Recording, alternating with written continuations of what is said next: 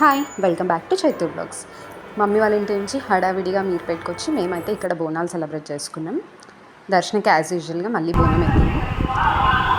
First ఏమో మా కళ్ళు కంపౌండ్లో పెట్టిందనమాట కాటమయ్య దేవుడికి. ఇంకా రాగానే మా దర్శన వైఫ్ని కంటిన్యూ చేస్తూ శిగం పూనట్టు ఫుల్ డ్యాన్స్ వేసింది. మేము కూడా తనతో పాటు కొన్ని స్టెప్స్ అయితే వేసినాము. ఇంకా మా మీరుపేటలో బోనాలు కంటిన్యూ చేయండి.